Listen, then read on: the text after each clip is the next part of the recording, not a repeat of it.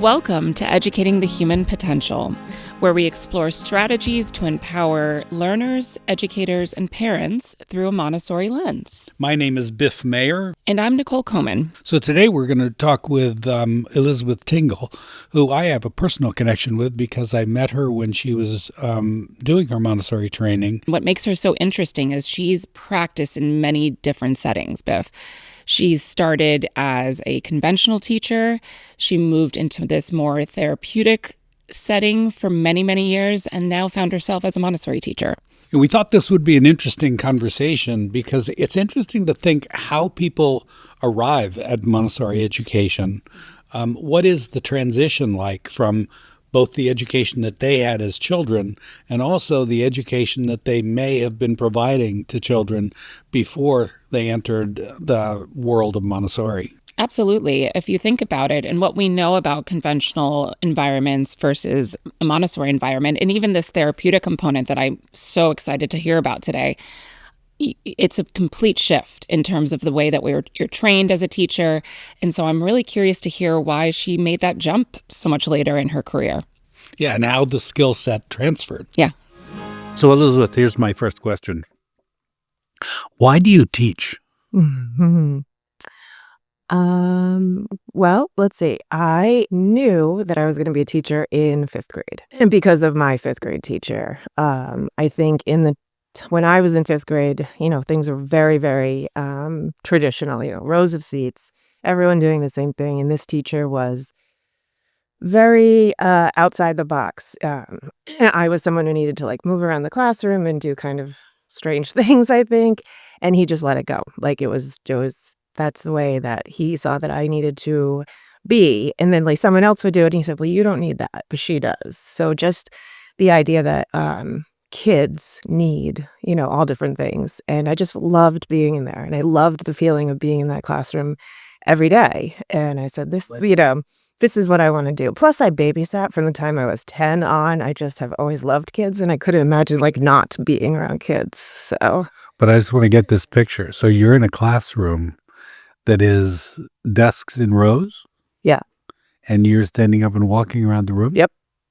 So he allowed for movement when you needed it. Yeah. I just remember the day that he just allowed me to do something that no one else was doing. And I don't know why I needed to do it. I wasn't way outside the box in what I needed, but I just needed to move around once in a while. And so I would find reasons to move and he would just ignore it. I wasn't trying to disrupt anybody or anything like that. It was the first time that I really loved being in school. And I just knew. I said, that's what I want to do. I want to do that for other kids. Yeah. So and model this kind of environment for other kids, right? Absolutely. When you knew in fifth grade that you wanted to be a teacher, did you at that time, you were quite young, right? So 10, 11, right? So there's not much prep you can do back then, but did you do anything different? Did you maybe babysit more? Yeah, definitely babysitting. That was my income from 10. I mean, in those days, you could babysit when you were 10 years old. Oh yeah, I did that, and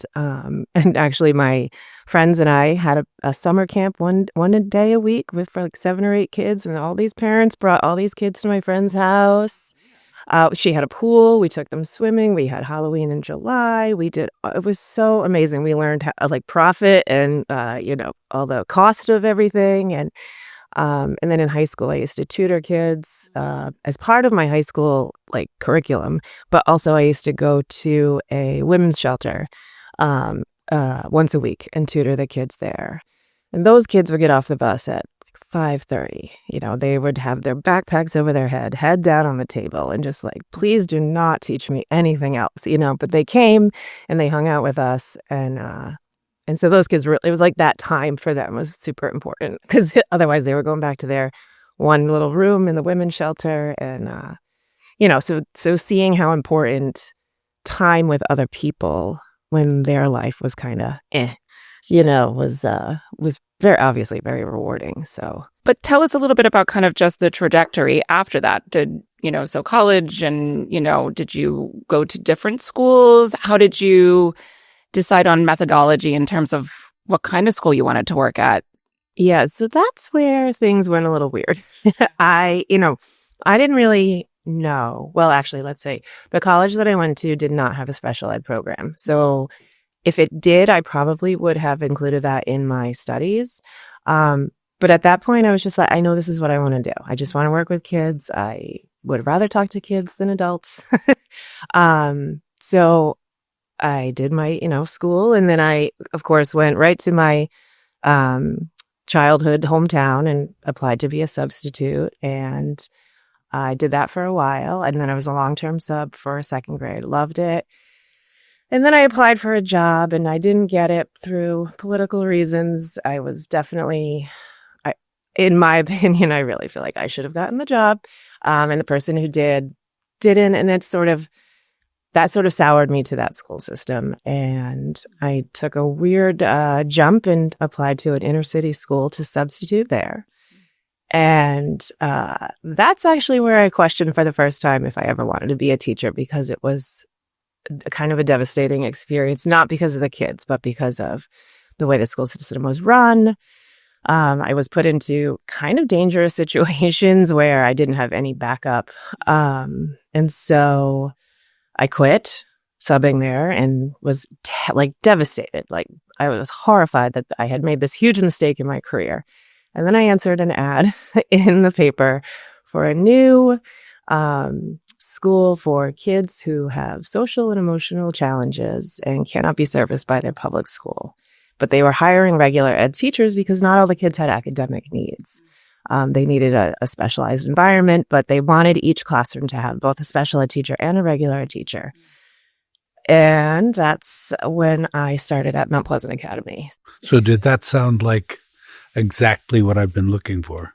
Because it sounds pretty close to what you experienced in fifth grade. Right. Well, and in my interview with the person in charge of the school, I told him a story about in a long-term substitute I had this one boy in my class who was a challenge every day, holding scissors up to kids, crying every day, doing all these things. But I just loved him so much. And I made this behavior plan for him, and his mom would write me letters. He's so happy now. Thank you so much.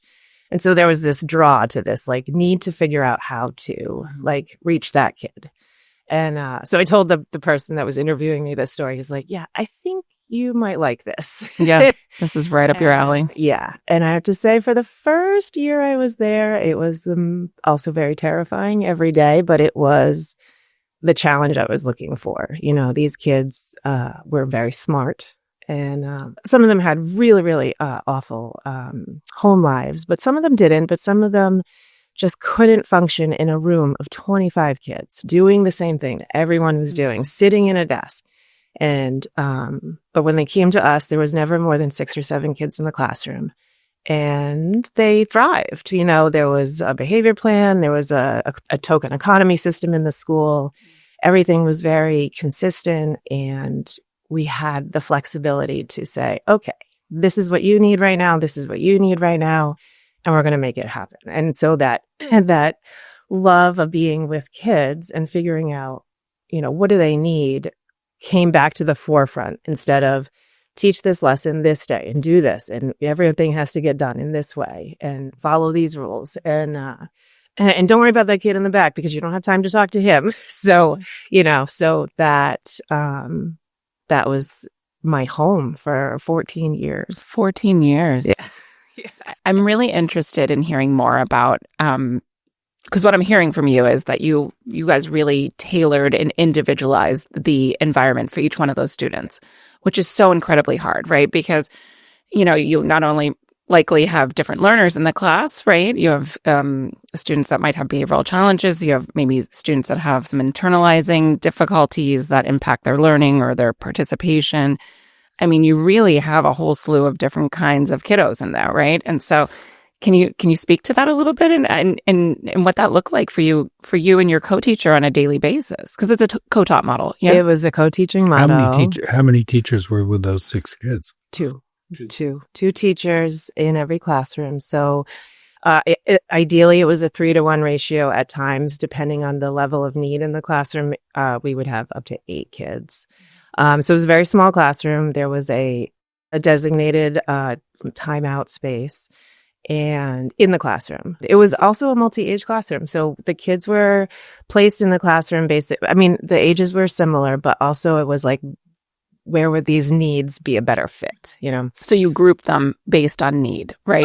Or Yeah. loosely. And I mean, I started there 6 months after they opened. So the rooms weren't full at the time. They started with like 3 kids, you know? So, and actually when they started, the building wasn't ready yet, and the teachers were going to these kids' houses. So and I mean, the staff there is all a lot of very newly christened teachers right out of college, kind of fresh and ready. Eager and not sort of stuck by these regimented routines of like a public school. And we sort of learned together. The program really evolved in the time that I was there. You know, every kid had a honeymoon period where they were, oh yeah, sure, I'll do my work. Yep, you got it. And then there was Then they get comfortable. Yeah. And then it was like, you know, you hit the wall and you said, oh, this is who you really are, you know. And some kids didn't have that honeymoon period. They came right in and told you who they were. But like I said, there was what we called a token economy system. So it was based on points, and every 40 minutes we checked in with them, and they all had target areas. You know, was your language appropriate? Did you do your work? Were you on task? And then some of them had specialized ones depending on what their needs were. When we opened, most of the kids were, I would say, you know, had like oppositional defiant disorder, some like really extreme ADHD. Some came from houses that, you know, projects, or parents who were not present, or if were present, were not the greatest. We would often go get them from their homes. I had to help a mom drag her child to the bus one day, because I also rode the bus with them. Oh, wow. To get him to school, you know, and he literally fought me every step of the way. But I got him to school, and then he was there and he was good, you know, and it was just a really safe place for a lot of the kids. So the school also employed clinicians. Every child had their own clinician. They had group therapy every day.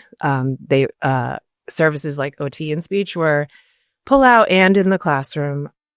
So there was, you know, so every 40 minutes they checked in, they rated themselves, and they earned things throughout the day. And then when they didn't earn, there were consequences. You know, basically like you have to stay in the classroom, you can't go to recess, or you can't do whatever. And they got paid. They got paid every Friday. So the point system was based on literally like an economic system. And they also earned privileges and things like that. So it was a really intense way to show these kids that they could be successful in school. As the years went on, the population changed a little bit. A lot of schools started to kind of try to create their own sort of same programs in the schools to save money. And the population then sort of shifted to kids on the autism spectrum, a lot of kids who had, you know, some anxiety issues, things like that. What it boiled down to for most of them was the idea that there was too much in a big classroom, or the rigor was too much, or I want to learn, but I cannot do it the way everyone else is doing it. So, you know, I always laugh about this. One day I was looking around the classroom, and I've got a kid who's got a TheraBand around his leg. One's under the desk, one's upside down, one is in a beanbag, and they're all doing their math facts. And someone was like, you know, I was just like, this is amazing. You know, this would not fly anywhere else. And these kids were so thrilled to be there every day. You know, I say that loosely. They weren't always thrilled to be there, but they wanted to be there, and they thrived. Most of them thrived there. So, well, and they had an opportunity to learn, right? While also maybe, I work with a lot of students. I have a private practice. I do evaluations on children, and I'm always talking about learning environments and how it's not the same for everybody, or we all don't respond in the same way, right? We need movement. Some of us need manipulative. Some of us need quiet. Some of us need not a lot of kids in the classroom so I can focus. So, you know, there's all these, you know, and everything in between. I think that if we had more learning environments like this, and we're going to get to Montessori, because I think Montessori really lends itself into this as well. But if we allowed for more learning environments in which a student is able to express themselves, but also be productive at the same time, or, you know, or do what they need to do in that moment to focus, right? Mm-hmm. Right.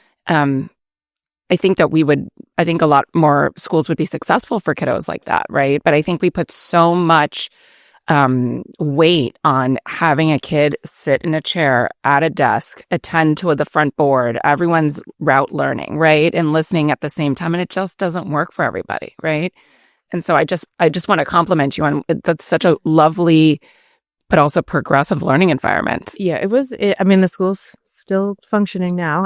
I think there's only a few of us who lasted that long because it's very intense, and that was ultimately the reason I was looking for a different opportunity. And it really was, after teaching in public schools for just a few years, that's where the bulk of my career was. And it's not a job it's not a job you can do forever as well as you want to do it. Sure. What do you think? This is the second part of it is, and I think this goes along with, is someone ready to learn? We spend so much time, making sure those kids were good from the inside out before they start learning math or learning how to read. Why are you so sad? Why are you, what's going on with you today? So you take on a lot of, what each kid, you become like this sponge that soaks it all in, and you become part of their life. Like I said in the beginning, a lot of the kids had some pretty tragic circumstances. It weighs on you after a while. And for some reason, it took a long time for it to start weighing on me. And I also think too, as the years went on, not everyone coming in as an employee there saw or had the same dedication to the job, and that was disheartening. Well, some of them probably thought they were there to teach. Yeah, or didn't really understand why, and I have to say, in my interview to get that job, my boss at the time did not mince words. I mean, he swore in the interview. He said, "What would you do if so-and-so said, these are very unkind things to you, and what are you going to do if someone hits you? And what do you, he did not mince words." So I knew what I was getting into. And some of these, later on employees, I was like, what kind of interview did you have? Like, what did you think you were signing up for? These are not kids that you see in public school. That's why they're here. And if you don't have the capacity for that in you, you really shouldn't be here. So, that was frustrating. And I think ultimately I needed to go because my own, desire to do this job was not matched by the people I was working with anymore. Yeah. Interesting. So yeah. Had that changed? I mean, because other people had turned over, or were you just feeling like? Well, it's a job that there's a lot of turnover. And like I said, the population changed. And then also, I think, considering the amount of need that these kids had, we still had high demands for them. Like, this is how it goes. And I know you can do this. So this is it. You have these two choices. And then when the adults there sort of took too far of a step back and didn't say, most of these kids need someone to put control back into their life. They're 7 years old, their brain's not working for whatever reason the way it should. And they need someone to say, no, I know you don't want to do this, but you have to do this, whatever it is, whether it's an academic task or go to the bathroom or eat your lunch. And they were not stepping up. They didn't have the, I don't know what it is. Just the conviction that your job is to keep these kids safe and to get them to do what they can do.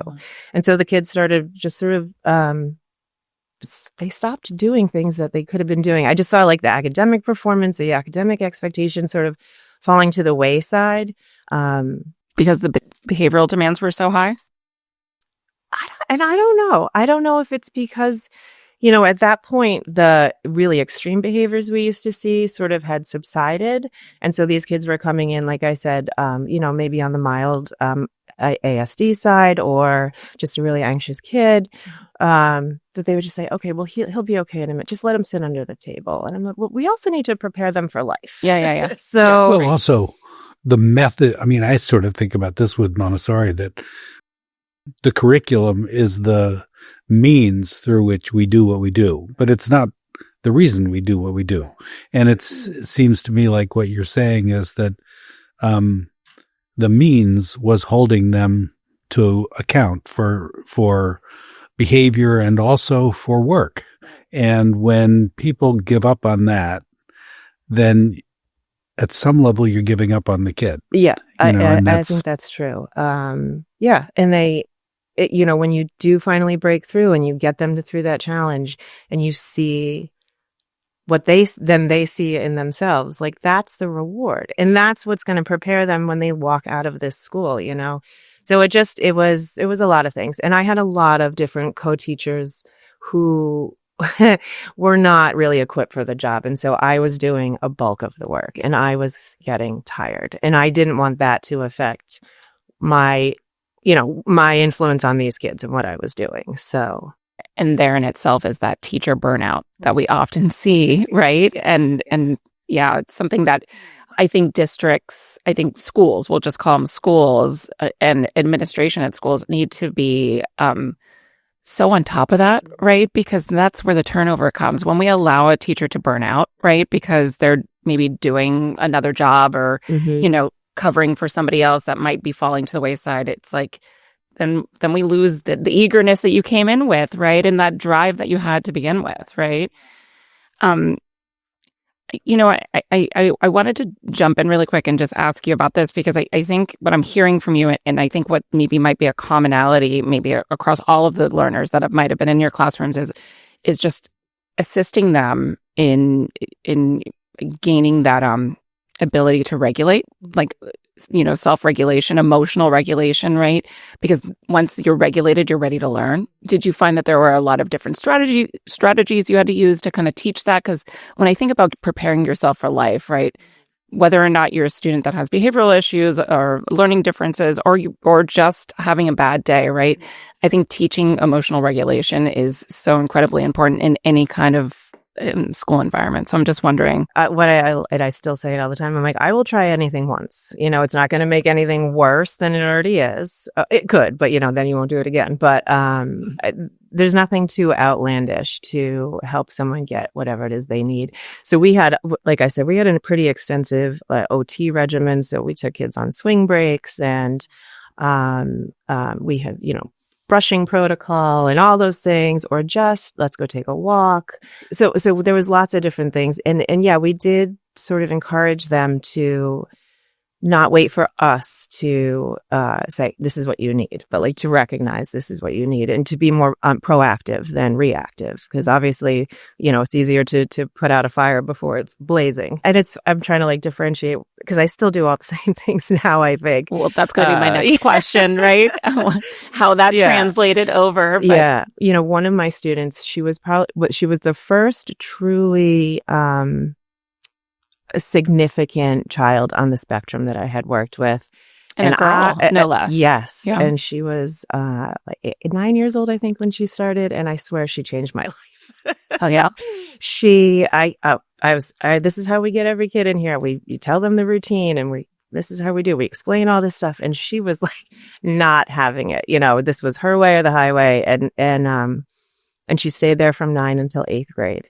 And she became like the ambassador of the school. And, she went from, throwing milk across the room when it tasted weird to, coming up and saying, I don't really like this. So all of these things we were able to teach her in this environment just by, getting to know her and figuring out what works. Yeah, she really changed my life. She taught me a lot. One of the greatest things she taught me was it's really hard to bring a child down sometimes who's already escalated with your face and your voice and your emotions. So she would panic. But she was going to starve. I can't. It's not time for snack. I am going to starve. And she would scream and yell, and so we would get her into like a quiet space. And I would talk to her like, "You're not going to starve. You're having lunch in 5 minutes." And she'd scream and scream and scream. And one day, I wrote her a note, and I wrote every single thing that I always say to her, and I showed it to her, and she was screaming, screaming, screaming, and she said, "I'm not going to starve. I'm not. Oh, it's in 5 minutes. Oh, okay."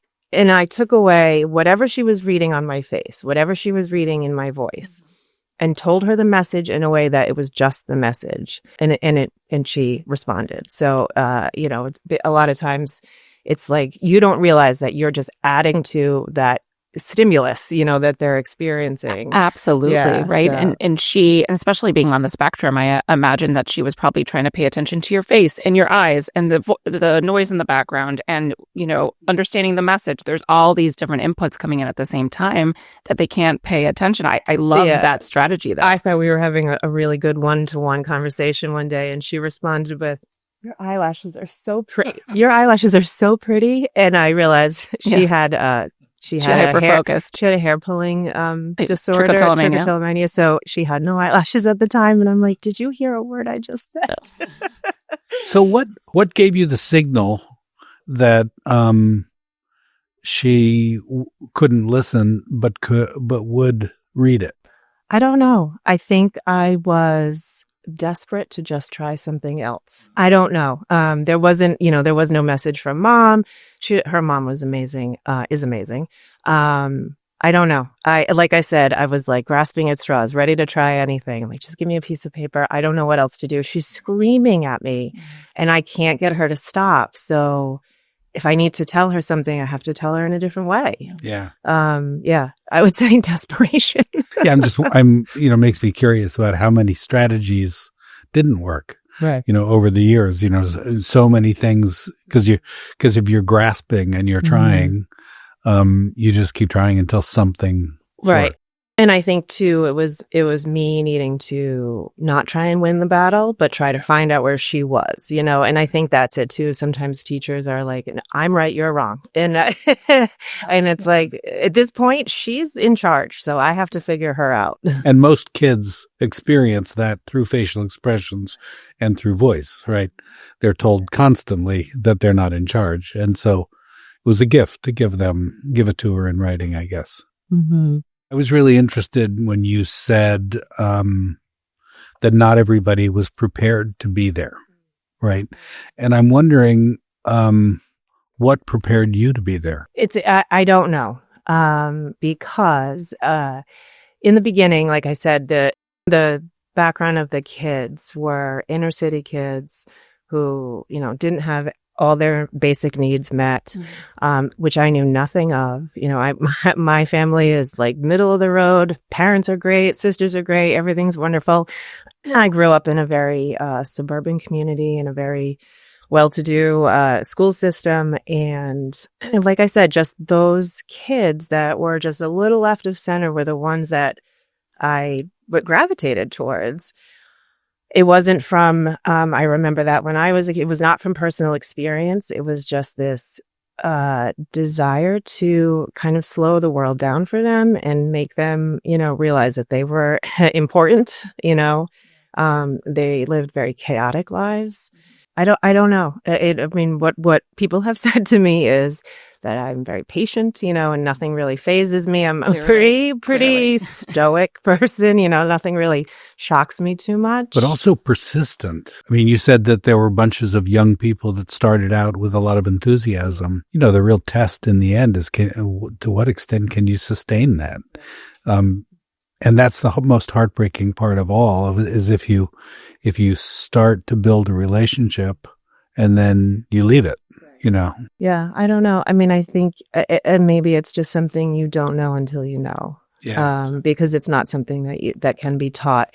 And that's the truth of a lot of teachers who did not last very long there. It was no fault of their own. It's just not something they were ready to do. So they weren't doing anything wrong. It was just like, oh no, this is too much for me. Sure. Yeah. I mean, it's a lot like any kind of job you have where you're faced with kind of daily crisis and emotions and things that are not predictable at all. That is not for some people. Right. Then we had a major career shift, right? In some ways. In some ways. Yeah. In some ways. Did it feel like it at the time? So it was another one of those, I need to try. I need to see. I hadn't been on an interview in 15 years. But I knew I didn't really want to go into public school. I had too much freedom, too much say in my day and my, in my care of my students. My sister is a public school teacher. She teaches 5th grade, and I did not want what she has. Mm-hmm. Which she loves, it's fine, but I knew it would be too hard for me. It works for her. It works for her. Right. And to be honest, when I applied at Ocean State Montessori School, it was not even to be a teacher. I was just looking for an out, and they had an after school program they were looking for a director for. I was like, I don't even know if this is something I can do or sustain my life. I don't even know if it's part-time, full-time, but I was like, it'll be good practice for an interview. Sure. And the head of school that interviewed me is the head of school now. She had just taken over as the interim. And in the time that they had posted that job, one of the lower L teachers left. And she said, so I know you came in for this, but I think I might have another job for you. And so at that point, I think I was like, I don't even know what a Montessori school is. Let me look it up real quick. And I read, multi-age classroom. I know what that is. And let's just go see what it is, So she explained it to me, and I said, that sounds great. And it's hands-on. That sounds great. Kids get to do, the work that they want. And I was like, okay, yeah, I think I can do this. Sure. So I really went in like, I'm a teacher. I can do this. So let's go see what it's all about. So I went in, I would say slightly blind to the bigger picture of Montessori, but with the idea that this was a place where the kids probably came first. And so that sounded really good to me. And just for our listeners that aren't very familiar, so lower L is at lower elementary. So it's first, second, and third grade. Is that what it was for? Yep, first, second, and third grade, which was, at that time was a pretty even switch from where I was. When I first started at the first school, I was teaching 4th, 5th, and 6th grade, and my age group had slowly lowered. So I was like, okay, that's a pretty even transition for that. But this was just an institution that happened to be nearby that had an opening. Mm-hmm. It was there. Yeah. Okay. It was a really lovely kind of thing that happened in my life by the luck, just luck. Yeah. Sure. So then I assume you went through training. Mm-hmm. Yeah. So the first year that I was there, the lower elementary classroom had 24 kids, and it was going to have 2 lead teachers, and the other lead teacher had just finished her first summer of training after being a assistant in that classroom the year before. She's fresh out of college. So we were a very funny mix, me with 16 years of experience teaching, and her having the Montessori background. So it was actually really fantastic. I love the idea that I can learn so much from anybody, someone who's been teaching for 50 years or someone who came out of school with a really great idea. So together we sort of muddled through that first year, and she would give me lessons every day, and then I would give the kids lessons, and then we would have issues in the classroom with behavior, and I would say, well, this is how we're going to do it. And we taught together for a couple of years in that classroom, and then we separated because our school started getting bigger. But it was a really nice introduction into what Montessori was, as I said, in the bigger picture, and the realization that I could bring a lot to the school with what I had before. And so tell us then, what did you see as a similarity between, you had been in a public school briefly when you were substituting. You had spent some time in this school that was very specialized for students that had social emotional difficulties, and now we're in a whole new world of education, right?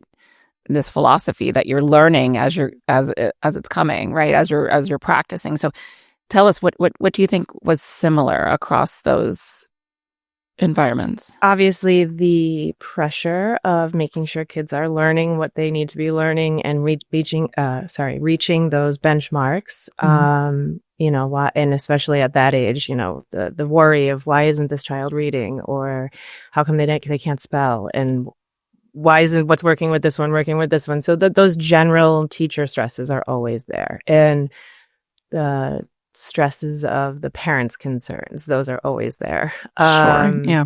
But one big thing for me to get used to is having so many kids again. I was like, make sure you count the kids. I'm like, what do you mean count the kids? I'm like, oh my gosh, because I had been with 6 kids for forever. So that was a good thing to get used to. One of the other things that I was so worried about that first year was, a first grade student who, in my eyes, was not doing work, and I'm coming from a place where these kids were, refusing to do work, but I would get them to do their work every single day, and they were doing it. They might not have been doing it well, but they were doing it. And my co-teacher would say, don't worry, just they'll get there. They're learning. They're learning. See, he's watching him. I'm like, he's not doing anything.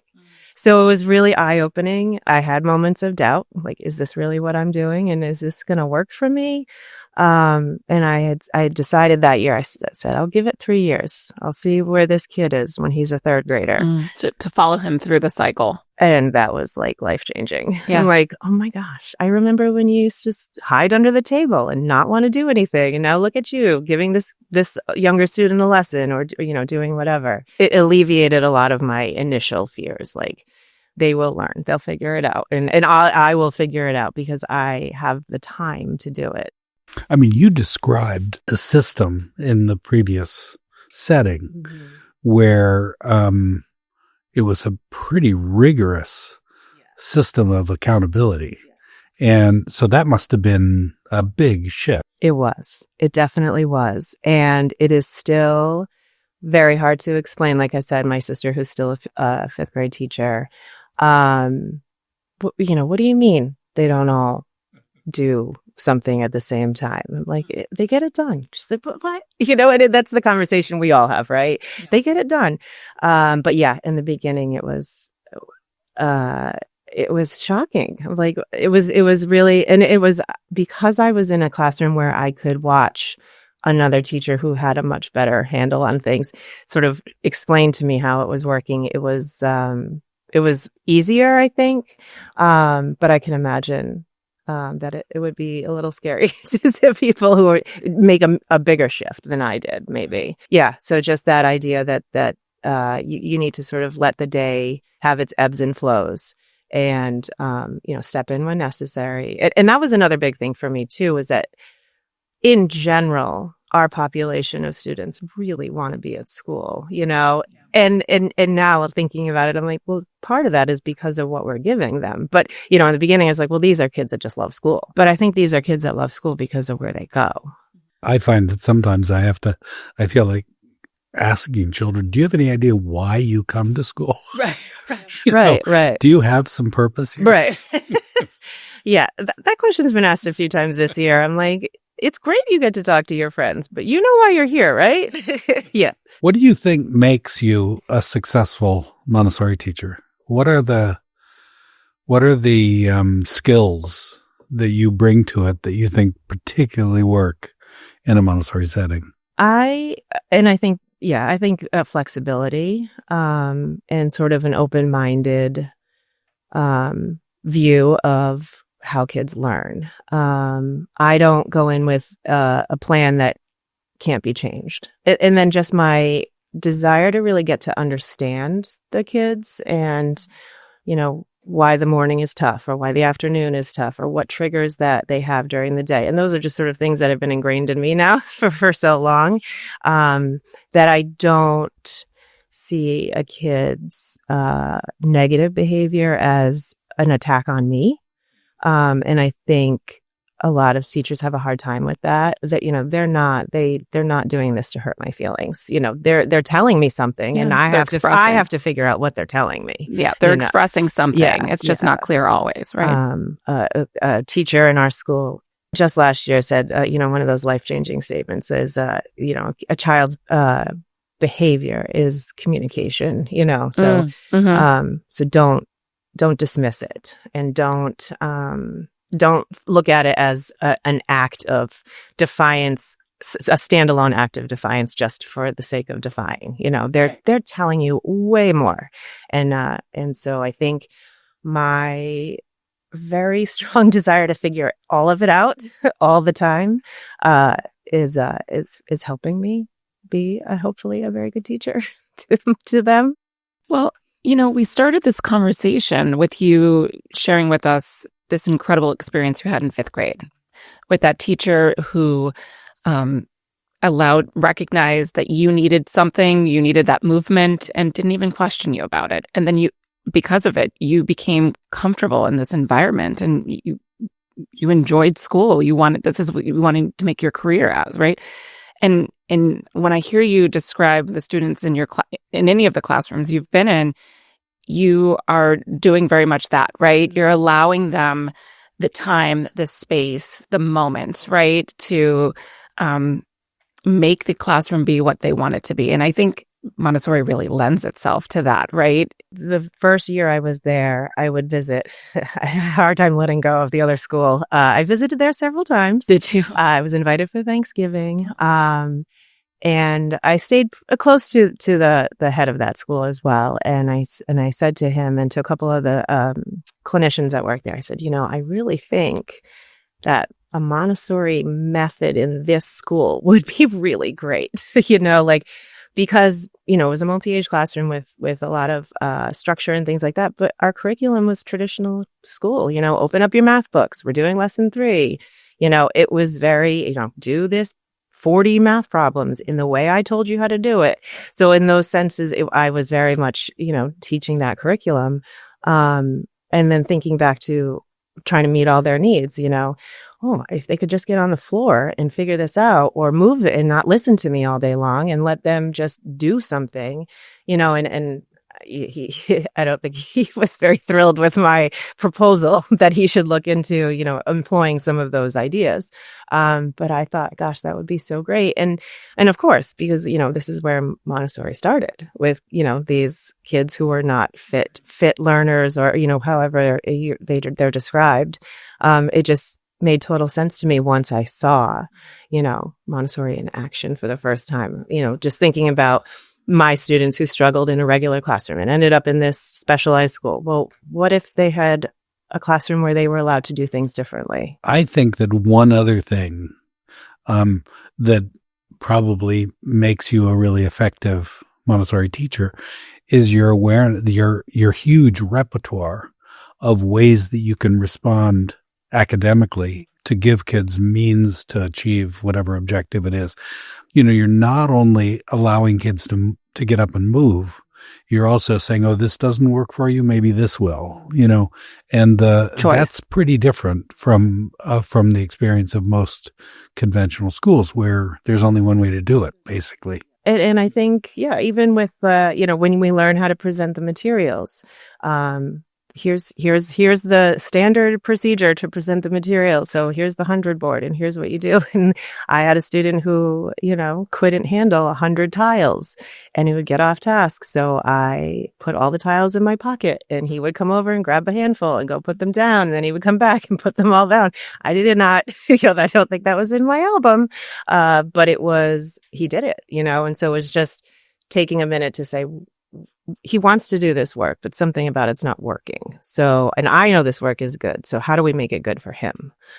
So I think that's such a great sort of twist on, here's the curriculum. Like you said, here's what we're going to teach you, but there's just so much room to make it work.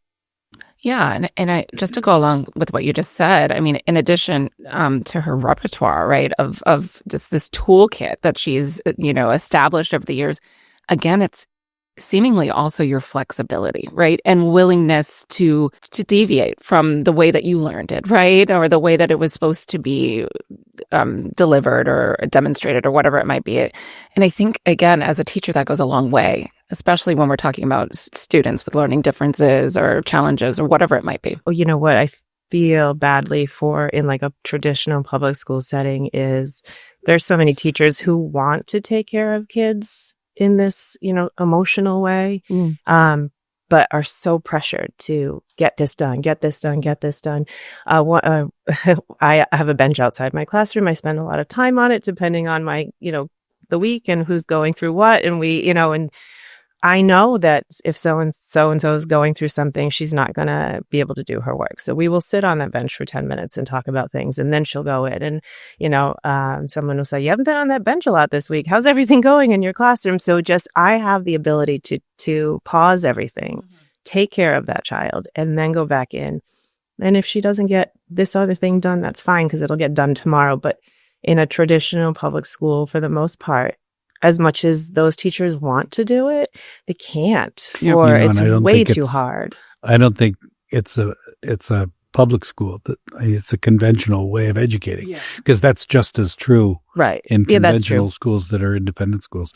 Yeah, I mean, one of the first things you said was that when you started, you first had to find the child. And then once you had connected with the child, then you could start teaching them. And I think that's true every day, and it's true for every child. And that's why I always think that Montessori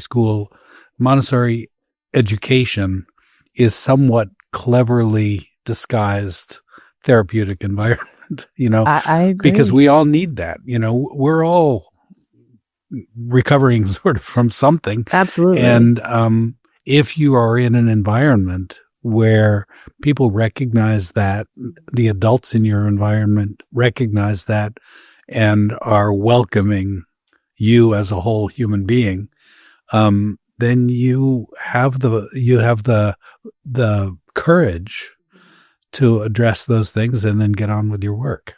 So I think that where you come from as a fifth grader and as a 15-year veteran in a school like that is a gift to your kids. So I have a pretty different question. What makes your sister a successful teacher in a conventional setting? I think good teachers will assimilate to their environment. I also think my sister is someone who bucks the system a little bit. She was teacher of the year in her system a few years ago. Nice. So her dining room is always covered with work, whether it's the summer, whether it's Christmas break, whether it's anything. She really puts in a lot to do her job. And she works in a pretty needy school system, and is, she's taking care of her kids. She knows who needs what, who's probably not had enough breakfast, or who's probably really tired.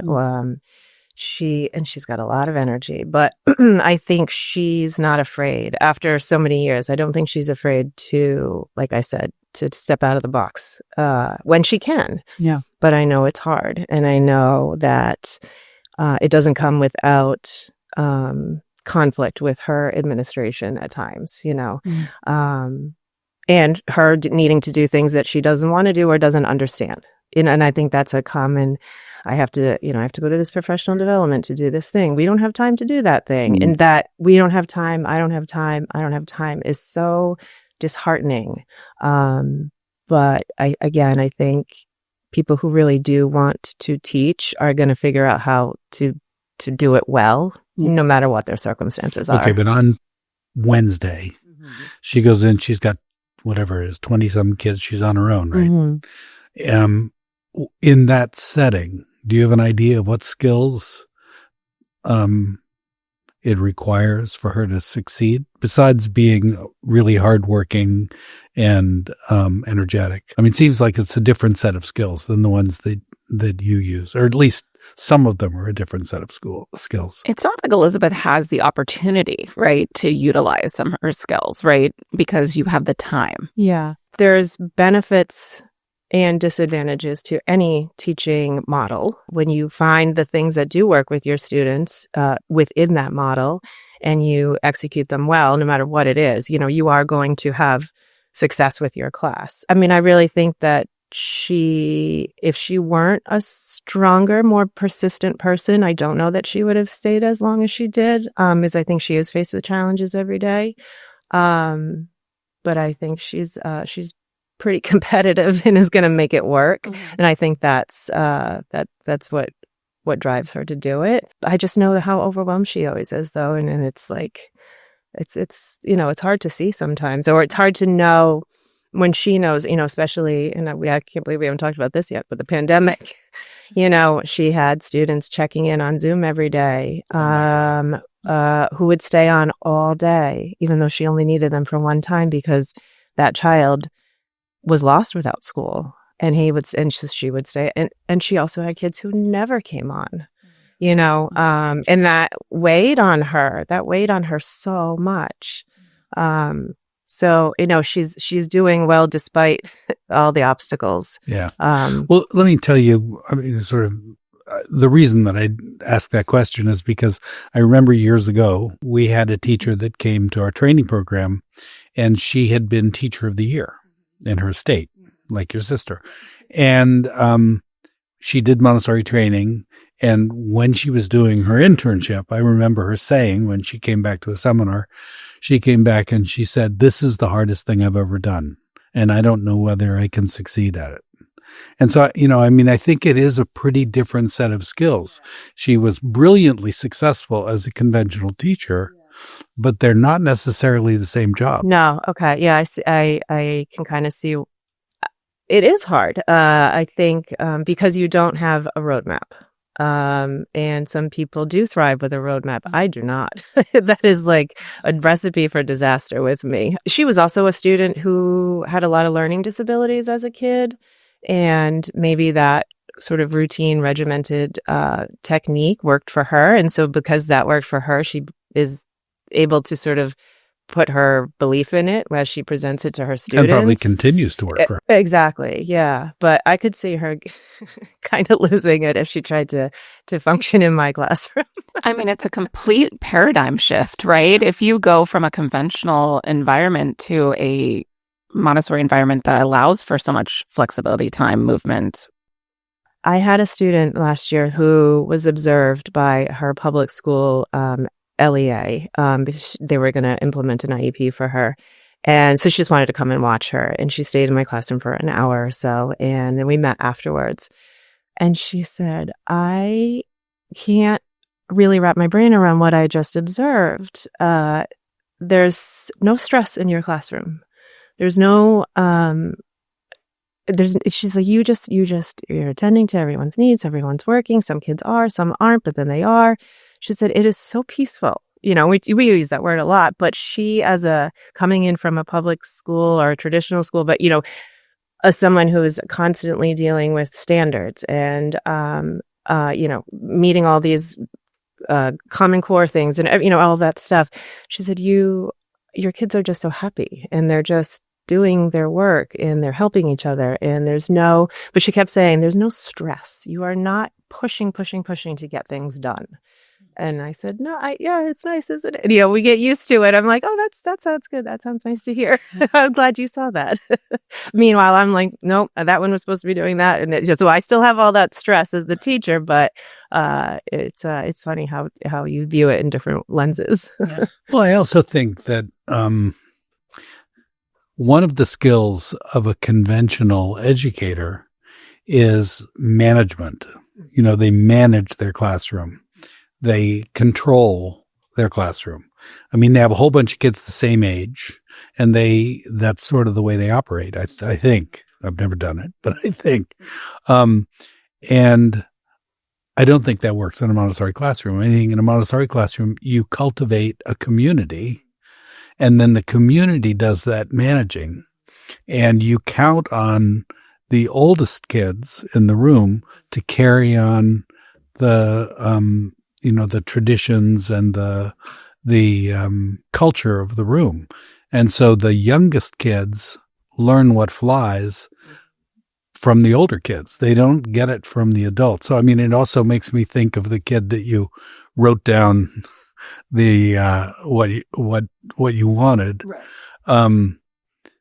Because I think that, if you're only seeing these talking faces, you resist those talking faces. But if you see a culture of your peers that has certain promises to one another, then that's a very natural way of being. Yeah, I think the multi-age classroom has so many benefits to it, and certainly for that older student leading the younger student, but also for those times where the younger student can step up and teach an older student something. It happened not too long ago in my classroom. It was putting some, what were we making? So we were making something and they didn't know how to fold the paper over to make a dome. And one of my first year students who in all other aspects seems quite a bit farther behind than everyone else, but he is mechanically inclined and he can do anything. And I said, so the older student asked to help, ask my help. I said, well, I think this one over here can help you. And he was so proud. He took the older student's hand and walked over. And, so there is that idea that the older kids will teach the younger. But I think we also know that everyone has, a part to offer to the community, like you said, which is it's such a nice way to sort of introduce them to this is what it's going to be like in the real world. Yesterday we had winter celebrations at school, and so I went in. I was watching the children's house, early childhood kids, and they're all lined up. They're singing. They're doing these things. And the parents are all in there with their phones, and there's a, I guess 4-year-old now, but he's a first year kid sitting in the front row, and he just was disturbed, and he finally yelled out because one of the parents was sitting on a table. And she said, "Don't sit on the table." Yeah, I had a student correct me the other day because I handed him scissors the wrong way, and he was so polite about it. He said, "No, no, no," and he put it back in my hand the right way. I said, my goodness. You're right. Thank you." Well, this child was not quite so polite. Before we run, because I know we're running out of time, and so when we heard you were coming in and we decided to do this topic, one question really stood out to me. And again, coming from the world of having some experience working in a Montessori school versus, having experience working in a conventional school, not as an educator, but as part of administration.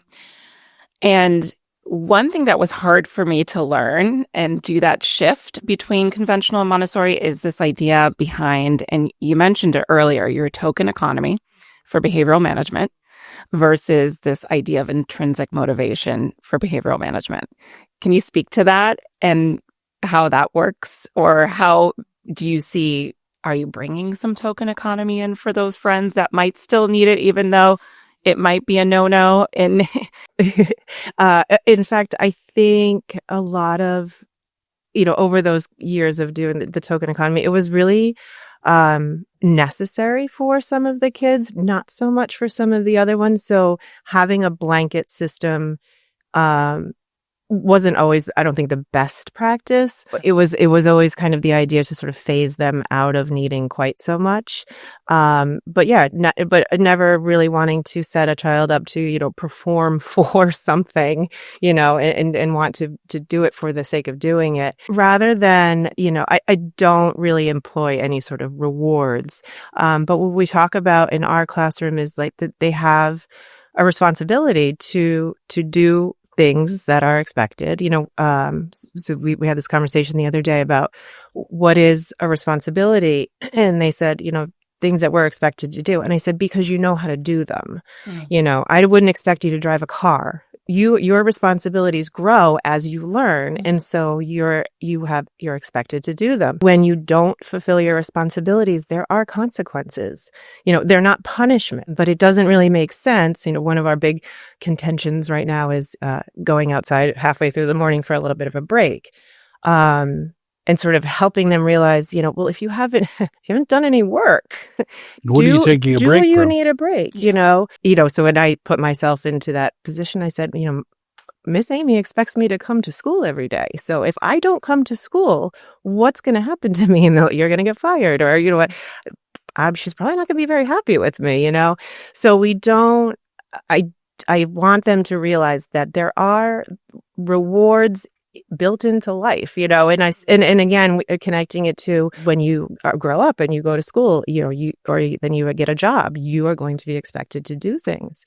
If you don't do them, you're not, there are consequences. So we talk about, there's not punishment, but we try to make things as reality-based and realistic, and the things that make sense. And I've had conversations with parents over the years. Well, let me know how he was at school because I don't want him to play his Xbox when he gets home. And I said, well, if he doesn't make his bed at home, I'm not going to punish him at school. Right. So it, don't talk about like, what you're supposed to do and what happens if you don't as a punishment, but what is a realistic consequence if you're not doing the things that you are responsible for? Yeah. So, That's a great life lesson to learn very early on versus these tangible rewards. Right. Here's some M&Ms because you did 5 math problems. Like that doesn't bode well for anyone. They're not going to bring that to any other situation and make it work. Yeah. I wonder if you can lend some insight into maybe someone that is early in their career and maybe they've gone the conventional route, but are starting to feel curious about other methodologies, i.e. Montessori. What would you say to that person that's thinking about making that shift? Because as we discussed today, it's a big shift. If your desire to be a teacher is because you see the value in, finding out kids' strengths and finding out what makes them special or what makes them tick, then yeah, it's a great opportunity to have that opportunity to have that time with a child. But if if you like the idea of just having a fantastic science lesson and then moving on to the next thing and doing it again or again, then you could do that anywhere. But I think if you're looking for a much richer experience with kids and knowing that you're taking care of a bigger thing than just a body in the classroom, then it might be something you want to do. Thanks so much. You're welcome. Thank you. It's really been fun talking to you. Well, Biff, what an incredible conversation with Elizabeth. I loved that. I was just so fascinated. And for our listeners, we went way over our time because we just had so much to talk about with her. She just has so many interesting experiences as an educator in so many of those different settings that we had mentioned previously. I mean, who would not want to have a teacher with the kind of passion for individual students that she expresses? It's clear that Elizabeth spends the time getting to know each one of her students on an individual basis. Because of that, she gets to know what works best for them, what doesn't, and how to individualize the curriculum. And gosh, what a teacher that is. That's something that everybody can take home. It's interesting. I was anticipating this conversation, wondering how she would explain the shift from an environment where she worked with so few children in a therapeutic setting into a Montessori environment. And she made it sound like it was a completely natural transition. That she took the skills that she had as a connector and as a passionate educator who is first drawn to the individuality of the students. And, the only thing that was a challenge was when she noticed how many children were in the room. Yeah, that was quite funny. I think also it was great to hear that her personal experience as a very young child led her to be this individual, making each relationship with each one of her students individualized. And in my opinion, what I heard from it is that she's created this trust that allowed for the students, no matter what setting they were in, no matter what their learning differences were, no matter what the social emotional challenge was that they were going through at that moment, she created this trust that allowed for learning then. And I think that's incredibly important. If you're enjoying this conversation as much as we are, following the show on your streaming service really helps more people discover the podcast. Thanks so much.